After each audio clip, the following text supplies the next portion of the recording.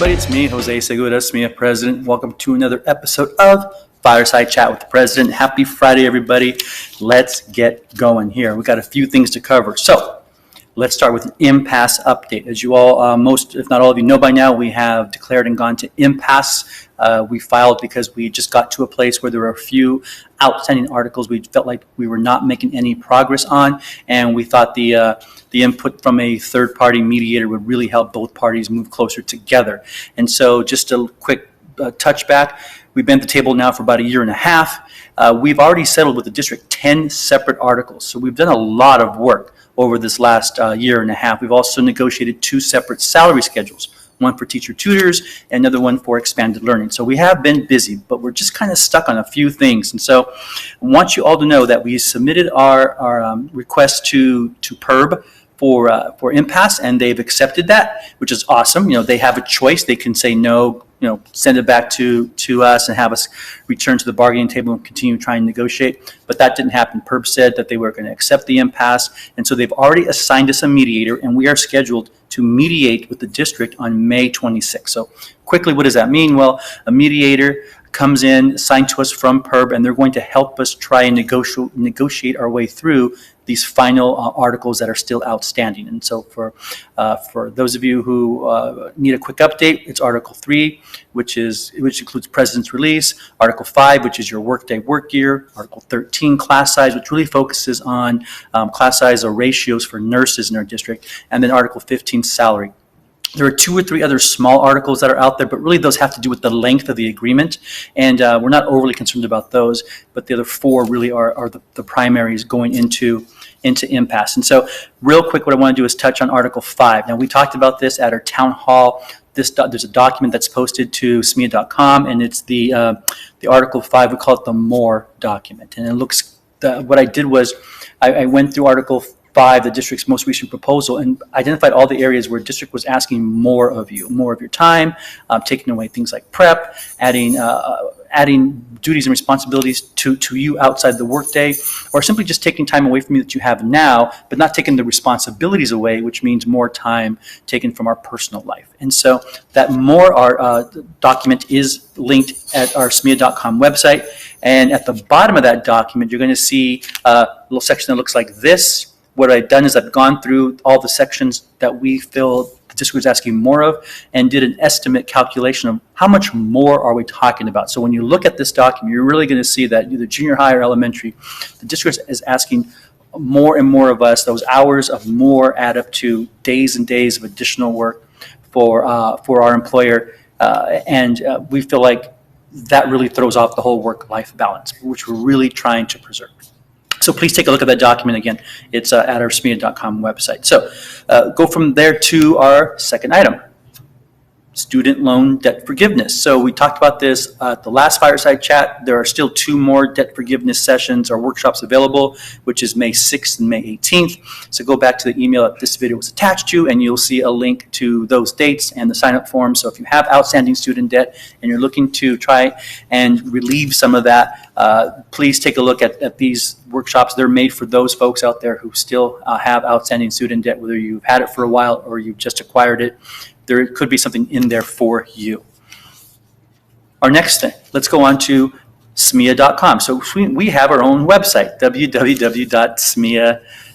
So SMEA.com, not only are you going to find great information like most recent contracts and stuff like that, communication information, contact information for your executive board and other folks, but we're also hosting their information related to this current negotiation cycle. So when you go there, you'll see a section that looks like this, top of the page, and it's going to have information about, click on the links, you're going to take you to information about all of our tentative agreements. So all 10 of those plus the 2 salary schedules we talked about earlier are all posted there, as well as videos from our town halls where we went over these TAs.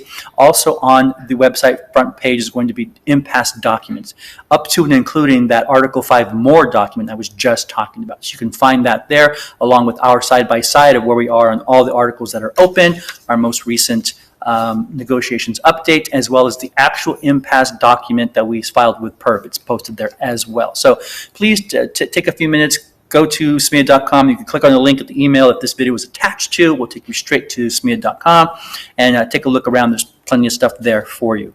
Awesome. All right, wow. moving right along. Now we're in section number 4. Our fourth item is CalSTRS Retirement.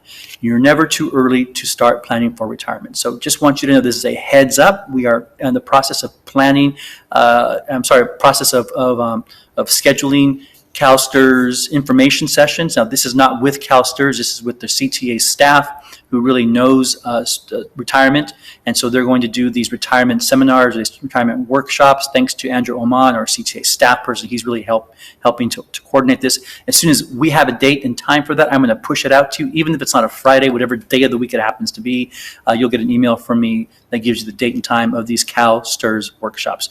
Super valuable, even if you think to yourself, well, I'm years away from retirement, or I just started, or I'm pretty close to retirement and I think I already know what I'm doing. These workshops are for everyone because there's plenty to learn every single time. Cool.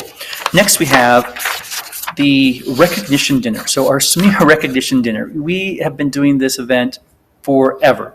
And it's become one of the highlights of our years, where we all get together and we celebrate those of us who have, our teachers of the year, our district teacher of the year, our student scholarships, our member scholarships, but also all of our retirees. And so this has been this amazing event that I've been so fortunate to be a part of all these years. You get 450 or so of your good friends into a room and you celebrate each other, and it's just really turned into an awesome event. But we know as of last year, we are unable to hold this type of large event. Well, unfortunately, that's going to continue this year. So right now, large groups are not gathering, so we will not be able to hold our annual event this year. Very disappointed, but I totally understand your health and safety is the priority. And so we're going to continue to follow health and safety guidelines.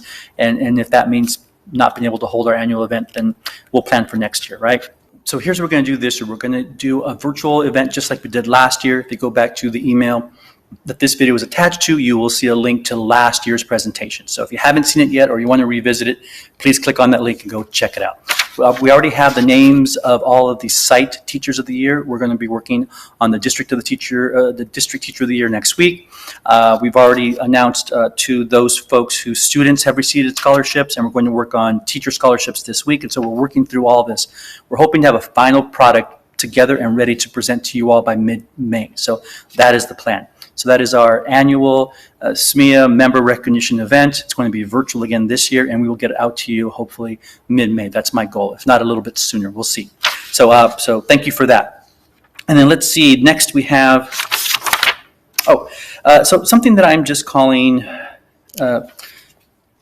the management versus membership. And it's really not a versus thing because it's not a contest. It's really about just kind of comparing the two of them. So if you go back to the email that this video was attached to, there's actually a multi-paragraph write-up that I put in there that hopefully reads better than whatever I'm going to say now. But the focus of it really is that we need to understand that we have members who work not only at our school sites, but down at the district office.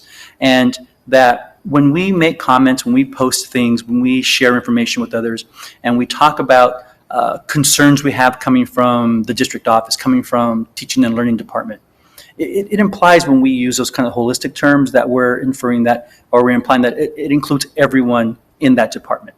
And we have to know that our members who work in those departments are not decision makers. They're like us. You work at a school site, you have a boss, they have a boss, your boss gives you directives and you follow them through.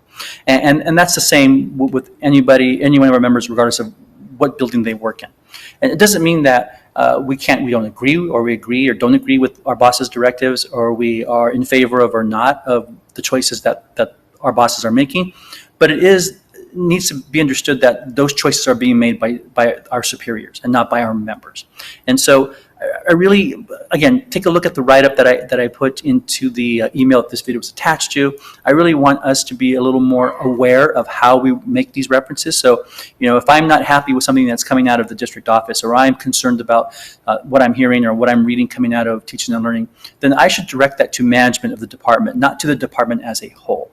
And the example that I used was a school site. So if last place I taught was Miller, right? So if you heard of something coming out of Miller, I don't think we would say, I'm not happy with what's coming out of Miller, or I'm not happy with the decisions that Miller is making, or what I'm hearing coming out of Miller is concerning to me.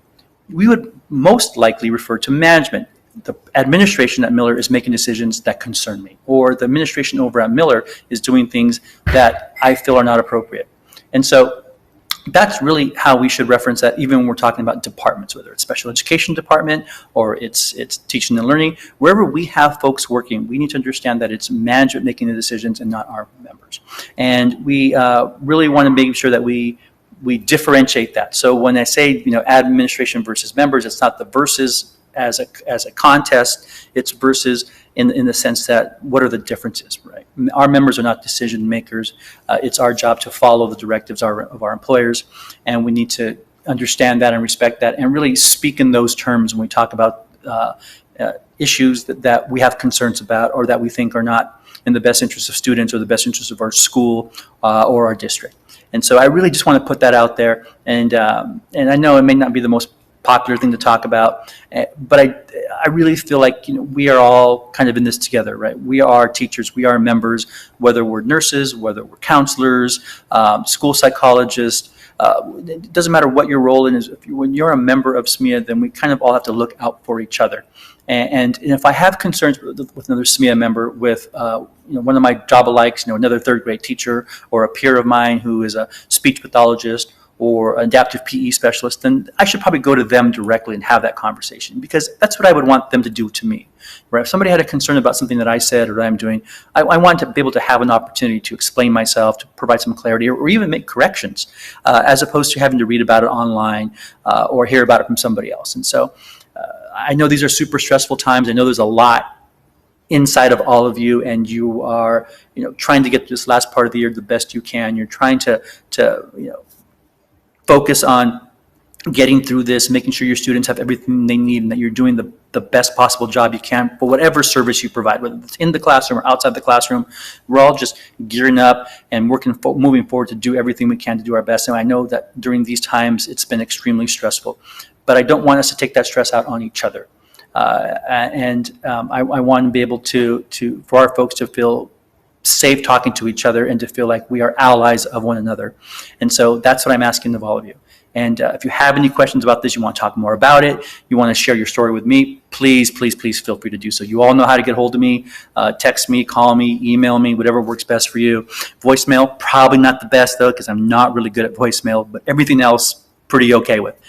So anyway, that's really what I wanted to touch on there. And I thank you for allowing me that point of privilege to really kind of share that out, because it has been on my mind for a little while. And then last but not least is PD for me. Go back to the email that this video was attached to. You see schedules for exercise classes, yoga classes, and hiking. Just so you know, the yoga class for next week, May 5th, has been canceled, but it will pick up the following Wednesday. So canceled for Wednesday, May 5th, but that'll pick up again the week after. All right. Hey, that's it, everybody. That's all I got for you. Appreciate your time. Have a great weekend. You've earned it. You deserve it. Spend time with your loved ones, with your pets, whatever it is you do. Binge watch that new show, that favorite show, that old show, whatever it happens to be. Enjoy the weather. It's supposed to be nice this weekend, I think, pretty much no matter where you live on the Central Coast. And so enjoy yourself, and we will talk to you all soon. Bye, everybody.